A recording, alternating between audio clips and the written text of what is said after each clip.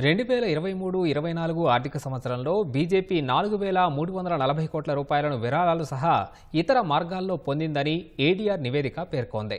6 జాతీయ పార్టీలు పొందిన నిధుల్లో అవి 74.57% సమానమని తెలిపింది. విరాళాల్లో 2,211 కోట్ల రూపాయలను బీజేపీ ఖర్చు చేసిందని వెల్లడించింది. కాంగ్రెస్ 1,225 కోట్ల రూపాయలను విరాళాలు సహా ఇతర మార్గాల్లో పొందగా 1,025 కోట్ల రూపాయలను ఖర్చు చేసిందని ఏడీఆర్ తెలిపింది. ఎన్నికల కోసం 619 కోట్లు, పరిపాలన సాధారణ ఖర్చుల కింద 340 కోట్లు వ్యయం చేసిందని వెల్లడించింది. జాతీయ పార్టీలకు వచ్చిన విరాళాల్లో అధిక భాగం ఎలక్టోరల్ బాండ్ల ద్వారా వచ్చాయని ఏడీఆర్ పేర్కొంది.